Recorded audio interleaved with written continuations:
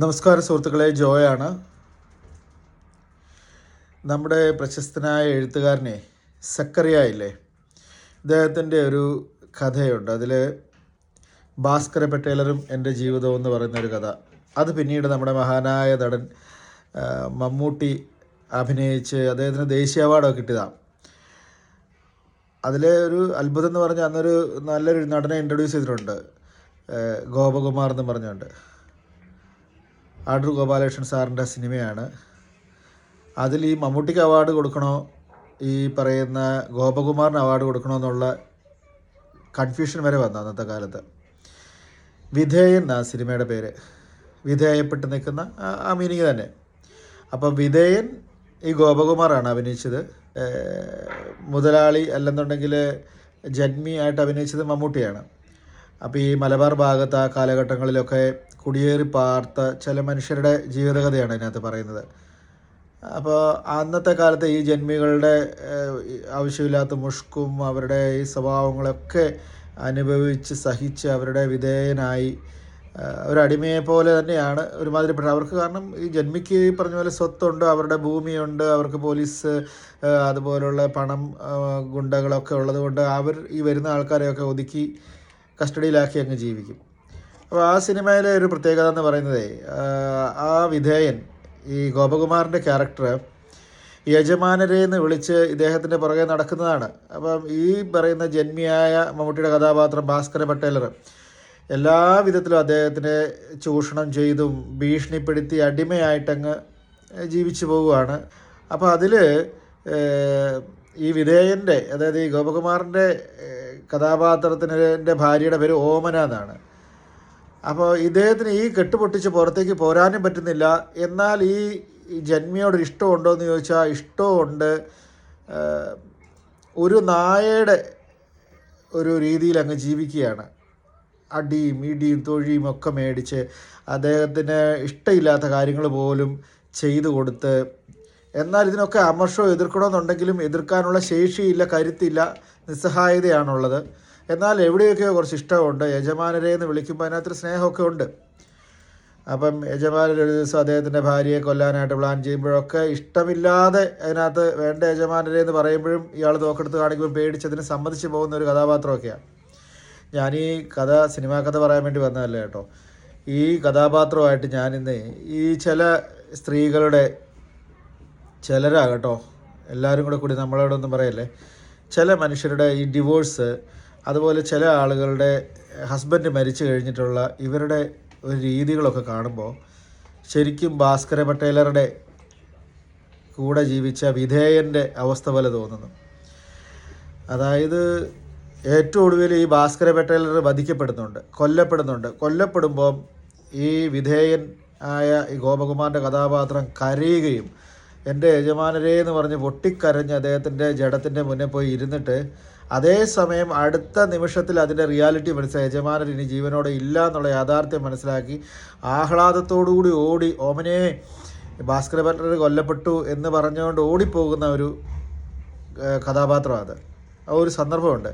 ശരിക്കും പറഞ്ഞു കഴിഞ്ഞാൽ ചില ഹസ്ബൻഡൊക്കെ മരിക്കുമ്പോൾ ചില യുവതികൾ അല്ലെങ്കിൽ ചില സ്ത്രീകൾ കരയുകയോ ഒക്കെ ചെയ്തു കഴിഞ്ഞിട്ട് ശരിക്കും അവർ സങ്കടപ്പെട്ട് തന്നെയാണ്. അയാളുടെ നഷ്ടം അല്ല, ആ വേദന ഉൾക്കൊള്ളാൻ പറ്റാതെ കരയുകയും, എന്നാൽ കുറച്ച് കഴിഞ്ഞ് യാഥാർത്ഥ്യം മനസ്സിലാക്കി ഇയാൾ ഇല്ലെന്നായി കഴിയുമ്പോൾ അവർ ആഹ്ലാദിച്ച്, മറ്റേ വിധേയൻ ആഹ്ലാദിച്ച് ഇയാൾ ഭാസ്കര പട്ടേലർ മരിച്ചുപോയി എന്ന് പറഞ്ഞ് ഇനിയുള്ള എൻ്റെ ജീവിതത്തിൻ്റെ സ്വാതന്ത്ര്യം ഉള്ള ആ സന്തോഷമുണ്ടല്ലോ, ആ നിമിഷം ആഹ്ലാദിച്ച് ഓടി രക്ഷപ്പെടുന്നത് പോലുള്ള കാഴ്ചകൾ കാണുക. അപ്പോൾ ഇതിനകത്ത് പല പല കുറ്റപ്പെടുത്തലുകളും കാര്യങ്ങളും നമ്മൾ അറിയുന്നതും അറിയാത്തതുമായ കുറേ കാര്യങ്ങളെപ്പറ്റി കണ്ടോട്ട് ഞാനത് പറഞ്ഞെന്നുള്ളതേ ഉള്ളേ. അപ്പോൾ ഇതിനകത്ത് ഒരു പരിധി വരെ ആളുകൾ മറ്റുള്ളവരെ വിമർശിക്കുന്നുണ്ട്. ഏതാണ് ഈ ഭർത്താവ് മരിച്ച ഭാര്യമാർ ആഹ്ലാദത്തിൽ ജീവിക്കുന്നതോ സന്തോഷത്തിൽ ജീവിക്കുന്നതിനെയൊക്കെ കുറ്റപ്പെടുത്തുന്നുണ്ട് പുറത്തുള്ള ആൾക്കാർ. നമുക്ക് എന്തറിയാം? അതാണ് ഈ ചോദ്യം. അവിടെയാണ് ഞാനിപ്പോൾ ഈ വിധേയൻ എന്ന് പറഞ്ഞ സിനിമ കാണുമ്പോൾ അവസാനം ജന്മിയായ ആൾ മരിക്കുമ്പോൾ, അല്ലെങ്കിൽ എല്ലാം കൊടുത്തോണ്ടിരിക്കുന്ന ആൾ മരിക്കുമ്പം വിധേയനായ ആൾ സ്വാതന്ത്ര്യം കിട്ടി മോചിപ്പിക്കപ്പെട്ട് ഓടി രക്ഷപ്പെട്ട് ആഹ്ലാദത്തോടുകൂടി അതാ അയാൾ മരിച്ചു കേട്ടോ, അമ്മനെ നമ്മൾ രക്ഷപ്പെട്ടു എന്ന് പറയുന്ന ആ സന്ദർഭം പോലെയാണ് ഇപ്പോൾ പലരും മറ്റുള്ള ഈ സ്ത്രീകളെയൊക്കെ കുറ്റപ്പെടുത്തുന്നത് എനിക്ക് തോന്നാറുണ്ട്. ഇവർ സന്തോഷിച്ച് ഓടി രക്ഷപ്പെടുമ്പം എന്താണ് അവരുടെ ജീവിതത്തിൽ നടന്നത് ആർക്കറിയാം? നമുക്ക് ആർക്കെങ്കിലും അറിയാമോ? ഞാനിപ്പോൾ UK കണ്ടിട്ടുണ്ട്, നാട്ടിലും അങ്ങനെ പല കാഴ്ചകളിൽ ഇങ്ങനെയുള്ള ചില ആൾക്കാരെ കാണാറുണ്ട്. ഭർത്താവിൻ്റെ മരണശേഷം കുറേ നാളുകൾ സങ്കടത്തിലൂടെ പിന്നെ അവരാണോ എന്ന് തിരിച്ചറിയാൻ നമുക്ക് അത്ഭുതം തോന്നത്തക്ക രീതിയിലുള്ള വലിയ മാറ്റങ്ങളോടുകൂടി ഇവർ ഉയർത്തെഴുന്നേറ്റ് വളരെ ആഹ്ലാദത്തിൽ ജീവിക്കുന്നവരുണ്ട്, ടിക്ടോക്ക് ചെയ്യുന്നവരുണ്ട്, പല ഡാൻസ് ക്ലാസ്സിൽ ചേരുന്നവരുണ്ട്. ഭയങ്കരമായ രീതിയിൽ അവർ പോകുക. അപ്പോൾ ആളുകൾ അതിനെ നമ്മുടെ ഒരു പരമ്പരാഗത രീതി അനുസരിച്ച് ഇവരിങ്ങനെ ജീവിക്കാവൂ, ഇങ്ങനെ പറ്റാവുള്ളൂ, എപ്പോഴും ദുഃഖിതയായിരിക്കണം എന്നൊക്കെ പറഞ്ഞാൽ നമ്മൾ ചിന്തിച്ചുകൊണ്ടിരിക്കുന്നത്. നമ്മളെന്ന് പറഞ്ഞാൽ ഒരു പൊതുസമൂഹത്തിലെ കുറേ ആളുകൾ അവരിവരെ വിമർശിക്കുന്നുണ്ടെങ്കിലും നമുക്കൊന്നും അറിയത്തില്ലാത്ത ജീവിതമായിരിക്കും അവരുടെ ജീവിതത്തിൽ നടന്നത്. ഭാസ്കര വെട്ടാലർ പീഡിപ്പിച്ചതിരിക്കും പോലെ ഒരു അടിമയെ പോലെ ഒരു പക്ഷേ ജീവിച്ചിട്ടുണ്ടാവുക അവർ. ഈ ഹസ്ബൻഡ് ഈ ജീവിച്ചിരിക്കുന്ന കാലഘട്ടത്തിൽ ഇല്ലാത്ത വിലക്കുകൾ മുഴുവൻ കൊടുത്ത് അവിടെ തുടരുത്, ഇവിടെ തുടരുത്, അങ്ങനെ നോക്കരുത്, ഇങ്ങനെ അണിയരുത്, ഡ്രൈവിങ് പഠിക്കരുത്, പോകരുത്, ചിരിക്കരുത്, മിണ്ടരുത്, ഇത്ര കൂട്ടുകാരെ പാടുള്ളൂ എന്നൊക്കെ പറഞ്ഞുള്ള ഇല്ലാത്ത നിബന്ധനകളൊക്കെ വെച്ച് അവരുടെ ജീവിതത്തെ ഒരു പരിധി കൂടുതലായിട്ട് റെസ്ട്രിക്റ്റ് ചെയ്തിട്ടുണ്ടാവാം. അവരുടെ ജീവിതത്തിൽ ഇയാളൊന്ന് മാറിക്കിട്ടിയിരുന്നെങ്കിൽ അവർ പലപ്പോഴും ചിന്തിച്ചിട്ടുണ്ടാവാം. എന്നാൽ ഇദ്ദേഹമാണ് അവരുടെ ബ്രെഡ് വിന്നർ, ഇദ്ദേഹമാണ് എല്ലാം ഹസ്ബൻഡാണ്. എത്രയാണെന്ന് പറഞ്ഞാലും ദമ്പതിമാർക്കിടയിൽ ഒരു ഹസ്ബൻഡിൻ്റെ കൂടെയൊക്കെ ജീവിച്ച് അവരുടെ കുഞ്ഞുങ്ങളെയൊക്കെ പ്രസവിച്ച് കഴിയുമ്പം എന്തൊക്കെ ഇദ്ദേഹത്തിൻ്റെ ഭാഗത്തു നിന്ന് ബുദ്ധിമുട്ടുകൾ ഉണ്ടായാലും ഒരു ഇഷ്ടം വരുമല്ലോ. കുറേ കഴിയുമ്പം ഓട്ടോമാറ്റിക്കലി അതിനോട് ചേർന്ന് നിന്ന് ഒഴുകും മനുഷ്യർ, ഒരു പുഴ ഒഴുകുന്നത് പോലെ ഒഴുകും, സ്നേഹമായി തീരും. അപ്പോൾ അതൊക്കെ തന്നെയായിരിക്കും അവരെ മുന്നോട്ട് നയിക്കുന്നത്. അപ്പോൾ പല കാര്യങ്ങളും അവർ വേണ്ടെന്ന് വെച്ച് മറന്നൊക്കെ നിൽക്കും. അങ്ങനെ നിൽക്കുമ്പോഴായിരിക്കും പെട്ടെന്നൊരു ദുരന്തമോ അല്ലെങ്കിൽ എന്തെങ്കിലും ഒരു കാരണങ്ങളുണ്ടായി ഇയാൾ മാറ്റപ്പെടുന്നത് ലോകത്ത് നിന്ന്. അപ്പോൾ അങ്ങനെ വരുമ്പം അവർ ആ സ്വാതന്ത്ര്യത്തെ, ആ റിയാലിറ്റിയെ മനസ്സിലാക്കി അവർ സ്വാതന്ത്ര്യത്തിലോട്ട് ഓടിപ്പോകുന്നതാണ് കാണുന്നത്. അപ്പോൾ നമുക്ക് അറിയത്തില്ലാത്ത കാര്യങ്ങളാണ് നമ്മളിപ്പോൾ ചിന്തിക്കാറെന്ന് എനിക്ക് തോന്നാറുണ്ട്. കാരണം അവരുടെ ജീവിതത്തിൽ എന്ത് നടന്നു, അപ്പോൾ അത് ഇതുപോലുള്ള ബുദ്ധിമുട്ടുകൾ നടത്തിക്കുകയും അവരെ അനക്കാതെ അവരുടെ എല്ലാ സ്വാതന്ത്ര്യങ്ങളെ ഹനിച്ച് കൊല്ലാക്കൊല ചെയ്തിട്ടുണ്ടോ എന്നുള്ളത് നമുക്കറിയത്തില്ല.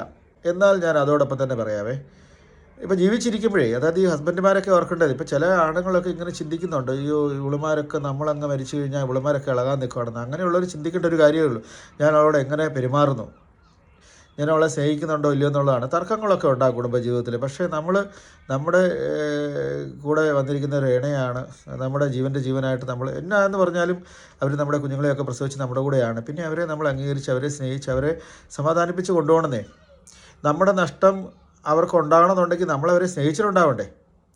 അവർ കൊടുത്ത പരിപാലനകളൊക്കെ അതിനകത്ത് കണക്കിൽ വരുമെന്നേ. അല്ലാതെ എല്ലാ കാലഘട്ടത്തിലും എല്ലാ രീതിയിലും കൊല്ലാക്കൊല ചെയ്ത് അവരെ സങ്കടപ്പെടുത്തി ജീവിക്കുന്ന ഒരാളിന് അങ്ങനെ ചിന്തിക്കാനും അവകാശമില്ല. ഇപ്പോൾ പല ചർച്ചകളിലും ചില മനുഷ്യരൊക്കെ ഇങ്ങനെ പറയുന്നുണ്ട്, എടാ നമ്മളൊക്കെ മരിച്ചു കഴിഞ്ഞ് ഇവളുമാരൊക്കെ ഇത് കണ്ടില്ലേ, അവൾ കാണിക്കുന്നുണ്ട് ഇവൾ കാണിക്കുന്നത് നോക്കുമ്പോൾ അവനവനോട് ചോദിക്കേണ്ട കാര്യം അവനവൻ്റെ ഭാര്യയോട് എത്ര ശതമാനം നീതി പുലർത്തുന്നുണ്ട്, സ്നേഹിക്കുന്നുണ്ടോ എന്നുള്ളതാണ്. അപ്പോൾ ആ സ്നേഹം നമുക്ക് കൊടുക്കാൻ പറ്റിയിട്ടില്ലെങ്കിൽ പിന്നെ നമ്മൾ ആവശ്യമില്ലാത്ത അവകാശപ്പെട്ടിട്ടും കാര്യമില്ല. നമ്മൾ മരിച്ചതിന് ശേഷം എന്താവും എന്ന് പറഞ്ഞാൽ നമ്മൾ ചിന്തിക്കുന്നതിനകത്തൊരു കാര്യവുമില്ല.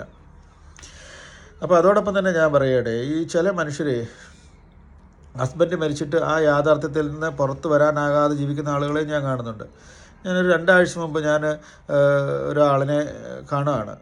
ഒരു ചേച്ചിയാണ് നമ്മുടെയൊക്കെ. അവരുടെ ഹസ്ബൻഡ് ഈ പറഞ്ഞ പോലെ അപ്രതീക്ഷിതമായിട്ട് മരിച്ചു പോയി. ഞങ്ങളുടെയൊക്കെ ഒരു ചേട്ടനായിരുന്നു അദ്ദേഹം. മരിച്ചു പോയിട്ട് അതിൽ നിന്ന് ഒന്നും ഉൾക്കൊള്ളാൻ പറ്റാതെ എന്നുള്ളതല്ല, സകല റിലേയും നഷ്ടപ്പെട്ട് ജീവിക്കുകയാണ്. എന്താ ഓർമ്മകൾ നഷ്ടപ്പെടുന്നു. കാരണം ഈ ഒരു ആഘാതം മനസ്സിൽ കിടക്കുകയാണ്. ഇദ്ദേഹത്തിനെ വിട്ടുപിരിയുക എന്നുള്ളത് ചിന്തിക്കാൻ പോലും പറ്റാത്ത കാര്യമാണ്. അവർ ശരിക്കും ഒട്ടി നിൽക്കുന്ന, എന്താ പറയുക, ഈ സയാമീസ് ഇരട്ടകൾ എന്നൊക്കെ പറയുന്ന പോലെ തന്നെ ഒട്ടി. ചില ഹസ്ബൻഡ് ആൻഡ് വൈഫ് റിലേഷനകത്ത് അങ്ങനെ തന്നെയാണേ. അവരത്രത്തോളം തന്നെ ചേർന്ന് ഒട്ടിപ്പോകും. അവർക്ക് പിന്നെ പിരിയാനൊന്നും പറ്റത്തില്ല. അവരൊന്നിച്ച് നിൽക്കുമ്പോൾ പെട്ടെന്ന് ഒരാൾ വേർപിരിഞ്ഞ് പോകുമ്പോൾ മറ്റൊരാൾക്ക് ഒരു കാരണവശാലും ആ ആഘാതം സഹിക്കാൻ പറ്റണമെന്നില്ല. അപ്പോൾ അങ്ങനെയുള്ള കാഴ്ചകൾ ഞാൻ കണ്ടിട്ടുണ്ട്. എത്രയോ കാലമായിട്ട് ഏകാന്തതയിൽ ഒറ്റയ്ക്ക് പ്രാർത്ഥിച്ചിട്ടോ മറ്റു ഉപദേശങ്ങൾക്കോ ഒന്നിനും അത് മനസ്സിലാക്കാൻ പറ്റാതെ, ഉൾക്കൊള്ളാനാവാതെ, ഈ ഹസ്ബൻഡിൻ്റെ മരണം ഉൾക്കൊള്ളാൻ പറ്റാതെ നശിച്ച് ജീവിക്കുന്ന മനുഷ്യരെ എനിക്കറിയാം. അപ്പോൾ ഇതുമായിട്ട് വ്യത്യാസമുണ്ടെന്നേ. മറ്റേ കവിയൊക്കെ പാടുന്ന പോലെ, ഒരു ഇരുമയാണെങ്കിലും നമ്മളൊറ്റ കരളല്ലേ നീ എൻ്റെ ജീവനല്ലേ എന്ന് പറയുന്ന ആ ഒരു കാര്യങ്ങളൊക്കെ അതിനകത്ത് നടക്കണമെന്നേ. സോൾ ആണ്, ആത്മാവാണ് നഷ്ടപ്പെടുന്നത്. ഇപ്പോൾ നമ്മുടെ ഭാര്യ വീട്ടിൽ നിന്ന് മാറുന്ന സമയത്ത്, അല്ലെങ്കിൽ അവർ കുറേ നേരം നമ്മുടെ വീട്ടിലില്ലെന്നുണ്ടെങ്കിൽ നമ്മുടെ വീട്ടിൽ എന്താ സംഭവിക്കുന്നത് നമ്മളൊന്ന് ചിന്തിച്ചാൽ മനസ്സിലാവും. കുഞ്ഞുങ്ങളുടെ സാഹചര്യം എന്താണ്, അവരുടെ രീതികൾ എങ്ങനെയാണ്, നമുക്ക് എങ്ങനെയാണോ ഓക്കെയാണോ, അല്ലെങ്കിൽ ഒരു ദിവസം 2 ദിവസം അവർ വീട്ടിൽ നിന്ന് മാറി നിൽക്കുമ്പോൾ നമ്മുടെ സാഹചര്യം എന്താണ് ഉണ്ടാകുന്നത്. തിരിച്ചും ഇങ്ങനെ തന്നെയാണ്. നമ്മൾ കുറച്ച് മാറി നിൽക്കുമ്പോഴേക്കും വീട്ടിൽ എന്താണ് ചുമ്മാ ഇനിയെങ്കിലും ഒന്ന് ടെസ്റ്റ് ചെയ്ത് നോക്ക്. എന്താണ് അതൊന്നും ഒരു പ്രശ്നമില്ല.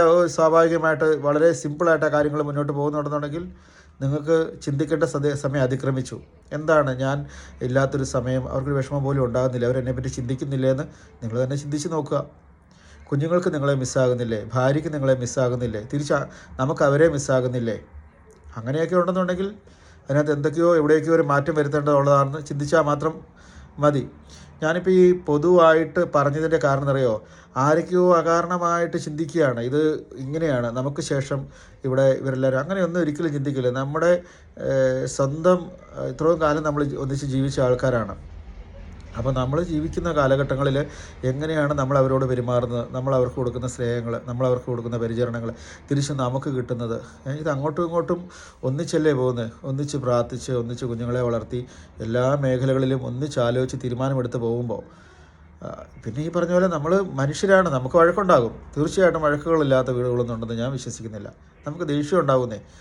ദേഷ്യം വരുമ്പോൾ നമ്മൾ തീർച്ചയായിട്ടും പൊട്ടിത്തെറിക്കുമായിരിക്കാം, നമുക്ക് വഴക്കുണ്ടാക്കുമായിരിക്കാം. ആ ദേഷ്യത്തിൻ്റെ സമയം കഴിഞ്ഞിട്ട് അത് പരിഹരിച്ച് ആ ദേഷ്യത്തിൻ്റെയും കൂടെ കൂട്ടി ഉള്ള സ്നേഹം പരസ്പരം ഷെയർ ചെയ്യാൻ പറ്റിയിട്ടില്ലെങ്കിൽ ആ ദേഷ്യത്തിനെ മൂർച്ഛിച്ച് അത് വീണ്ടും വീണ്ടും വലിയ വലിയ പ്രശ്നങ്ങളിലോട്ട് കൊണ്ടുപോവുകയാണെന്നുണ്ടെങ്കിൽ പരസ്പരം ഇഷ്ടമില്ലാത്ത മനുഷ്യർ തമ്മിൽ അങ്ങനെ പരിഹരിക്കാൻ പറ്റാത്തതാവുള്ളൂ. പരസ്പരം ഇഷ്ടമുള്ള ആൾക്കാർക്ക് വഴക്കുണ്ടാകും പോലെ പരസ്പരം മിസ്സിങ് വരും. അവൾ മിണ്ടട്ടെ, ഞാൻ മിണ്ടട്ടെ, അവൾ മിണ്ടട്ടെ എന്നൊക്കെ തോന്നുന്നു. പിന്നെ കുറ്റബോധങ്ങൾ തോന്നും, പിന്നെ നമുക്ക് ബുദ്ധിമുട്ടുകൾ തോന്നും. എന്താ മിണ്ടാതിരിക്കും തോറും നമുക്ക് ബുദ്ധിമുട്ട് തോന്നും, അവർ മിണ്ടാതിരിക്കുമ്പോൾ നമുക്ക്. അപ്പോൾ അങ്ങനെ മുന്നോട്ട് കൊണ്ടുപോകാൻ ശരിക്കും ഇഷ്ടമുള്ളവർക്ക് പറ്റത്തില്ല. ഇപ്പോൾ UK കണ്ടുവരുന്ന ഏറ്റവും വലിയ വിഷയങ്ങൾ ഈ പറയുന്ന പരസ്പര പോരാണ്. അതിൻ്റെ പേരിൽ പിന്നീട് പോലീസ് കേസ് വരുവും നിയമ പോരാട്ടങ്ങളൊക്കെ നടക്കുകയാണ്. അത് പല മേഖലകളിലേക്ക് പോയി കുഞ്ഞുങ്ങളെ ബാധിച്ച് പല പല കുഴപ്പങ്ങളുണ്ടാവുകയാണ്. അപ്പോൾ ആദ്യമേ തന്നെ നമ്മൾ ഒന്ന് ചിന്തിച്ച് നോക്കേണ്ട കാര്യമേ ഉള്ളൂ. എന്താണ്, എവിടെയാണ് തെറ്റ് പറ്റുന്നത്, എന്നെ അവർ സ്നേഹിക്കുന്നുണ്ടോ, അവരെ ഞാൻ സ്നേഹിക്കുന്നുണ്ടോ എന്നുള്ളൊരു ചോദ്യം ഒരു പ്രാവശ്യമെങ്കിലും ഒന്ന് ഓർത്ത് ചിന്തിച്ച് നോക്കിയിട്ടില്ലെങ്കിൽ എൻഡ് ഓഫ് ദി ടൈം നമ്മളിരുന്ന് ഈ പറയുന്ന സങ്കടം കൊണ്ടൊന്നും ഒരു കാര്യമില്ല. റഷ്യൻ ചിന്തകനും എഴുത്തുകാരനുമായ ലിയോ ടോൾസ്റ്റോയി എപ്പോഴും ഭാര്യയുടെ അടുത്ത് ചോദിക്കുന്ന have you ever loved me എന്ന് ചോദിക്കുന്നൊരു ചോദ്യം, നീ എന്നെ എപ്പോഴെങ്കിലും സ്നേഹിച്ചിട്ടുണ്ടോ എന്നാണ് ഭാര്യ സോഫിയ ടോൾസ്റ്റോയിയോട് ചോദിക്കുന്നതെന്ന് പറയുന്നത്. ചരിത്രത്തിൽ രേഖപ്പെടുത്തിയിട്ടുള്ള കാര്യങ്ങളാണ്.